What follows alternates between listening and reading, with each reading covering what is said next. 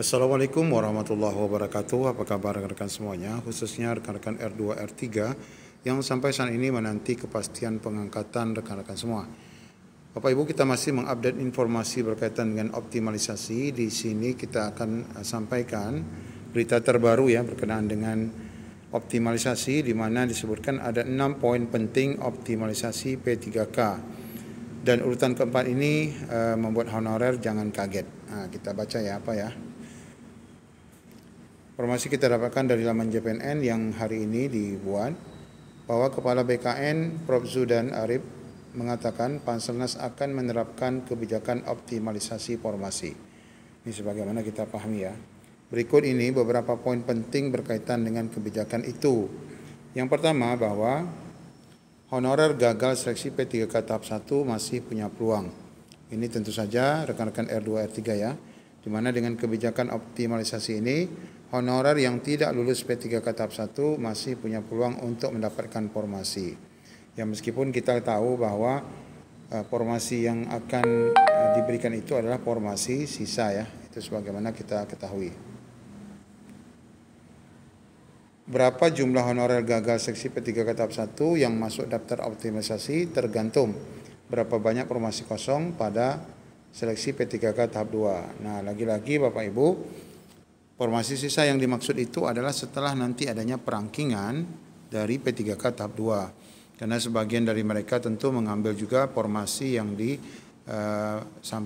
di dalam SSSN yang itu formasinya sama dengan formasi tahap 1. Kemudian poin kedua bahwa diisi oleh ranking terbaik dari pelamar prioritas. Kepala BKN Zudan Arif menjelaskan mekanisme pengisian formasi kosong pada seleksi tahap 2 itu akan mengisi formasi kosong dengan honorer yang tidak lulus tahap 1, di mana mencari ranking terbaik sesuai kriteria pelamar prioritas. Nah, Bapak Ibu, tentu kita ketahui di tahap 1 itu banyak sekali pelamar yang masih belum mendapatkan formasi. Dan kita ketahui sistem seleksi P3K tahap 1 itu ada prioritas ya, pelamar prioritas mulai dari THK 2, kemudian non-ASN yang bekerja di sekolah negeri dan sebagainya. Dan itu adalah urutan dan itu ternyata dalam optimalisasi nanti masih digunakan ya mekanisme itu dan dengan ranking tentunya, dengan ranking terbaik. Kemudian perlu diketahui seleksi P3K 2024 tidak menggunakan passing grade. Oke, berbeda dengan CPNS. Dengan demikian, jika formasi kosong ternyata sedikit, maka kuota honorer pelamar prioritas yang gagal yang masuk gerbong optimalisasi juga pasti sedikit. Nah, ini pasti konsekuensi ya, karena memang itu adalah sisa, maka pasti kalaupun sisanya sedikit yang akan dioptimalisasi pasti sedikit. Kemudian poin selanjutnya adalah menunggu hasil P3K tahap 2. Nah, ya kan sebagaimana kita jelaskan. Maka para honorer prioritas harus bersabar karena pasti kebijakan optimalisasi diterapkan sesuai tahapan pengumuman kelulusan tahap 2. Optimalisasi P3K 2024 tidak bisa dilakukan saat ini karena seleksi masih berproses. Sedangkan untuk CPNS itu sedang berlangsung ya. Kemudian poin keempat, nah ini tadi dibilang jangan kaget. Jangan kaget jika penempatan berbeda. Nah ini sudah kita jelaskan bahwa Prof. Zudan mengatakan kebijakan optimalisasi peserta gagal tahap 1 ini nanti bakal ditempatkan di lokasi yang kosong formasinya. Ya tentu saja formasi yang kosong itu tidak harus di OPD kita ya. Pastinya ada mungkin di OPD lain. Nah, jika kita masuk dalam optimalisasi, maka kita pasti akan ditempatkan di situ jika memang kita menang ranking dan siap-siap ya Bapak Ibu untuk kita berpindah ya ke satu lokasi baru berbeda dengan lokasi saat pendaftaran. Namun ada penjelasannya nanti berkaitan dengan pengunduran diri ya. Jadi honorer pelamar prioritas tahap 1 jangan kaget apabila penempatannya berbeda dengan formasi awal.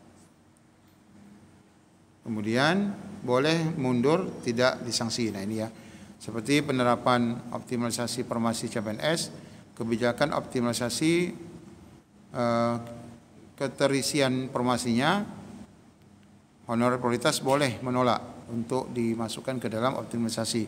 Bukan menolak dimasukkan ya, menolak untuk menerima keputusan optimalisasi. Artinya nanti kan pengumuman itu akan muncul di SSN bahwa rekan-rekan itu lulus di mana begitu. Nah itu boleh ditolak ataupun mundur. Bagaimana cara mundurnya? Tentu nanti ada masa pengisian daftar riwayat hidup yang rekan-rekan boleh menyatakan tidak mengisi dan mengundurkan diri. Nanti akan ada form pengisian pengunduran dirinya. Dengan kata lain, peserta seleksi P3K tahap 1 bisa mengundurkan diri ketika dari optimalisasi dan tidak akan dikenakan sanksi. Nah ini ya bedanya dengan pengunduran biasa. Namun ini pun juga dikatakan mundurnya sebelum penetapan NIP, yaitu pada saat pengisian DRH.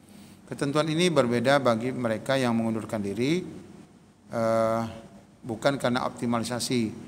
Peserta akan dikenakan sanksi, tidak boleh ikut seleksi CSN. Ini kalau yang mengundurkan diri secara langsung ya pada P3K normal ini walaupun saat belum keluar NIP-nya itu tetap kena sanksi ya. Nah ini dijelaskan pada kasus CPNS kemarin yang ternyata mereka menolak penempatan di beberapa kabupaten kota ataupun provinsi sesuai dengan keputusan hasil optimalisasi.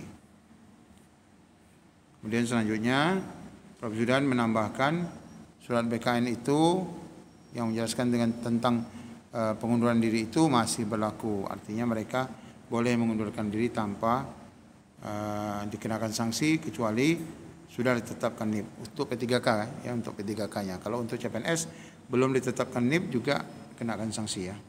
Dan yang keenam, tidak tertampung optimalisasi maka baru dijadikan paruh waktu.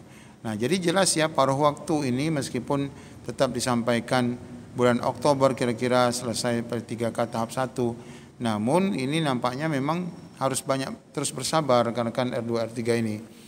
Karena rekan-rekan akan melewati 8 tahapan. Nah, sebagaimana video kami sebelumnya yang sudah membahas mulai dari pengusulan, mulai dari penetapan, itu ada 8 tahapan. Dan itu semua nanti baru bisa dilakukan setelah selesai dari optimalisasi. Nah, mereka yang tak masuk dalam optimalisasi, barulah mereka itu diusulkan menjadi paruh waktu. Yang jumlahnya pasti akan ada setelah selesai optimalisasi. Kepala BKN menjelaskan apabila setelah kebijakan optimalisasi diterapkan, tetapi masih banyak pelamar yang belum mendapatkan promosi, maka dijadikan paruh waktu. Maka oleh karena itu diminta kepada Pemda untuk nanti mengusulkan paruh waktu. Bagi Pemda yang tidak mengusulkan, maka mustahil dapat ditetapkan formasi paruh waktunya. Nah ini rekan-rekan ya, kita masih mengupdate dan kita terus bersabar. Informasi tentang optimalisasi ini memang menjadi momen-momen yang ditunggu-tunggu. Rekan-rekan bisa melihat kembali berapa sih nilai rekan-rekan kemarin saat pendaftaran ujian tahap 1, bisa membanding-bandingkan kembali. Semoga rekan-rekan semua masuk dalam optimalisasi dan mudah-mudahan saja walaupun pindah OPD tetapi tidak pindah ke instansi lain ataupun Pemda lain. Demikian yang dapat kami update. Assalamualaikum warahmatullahi wabarakatuh.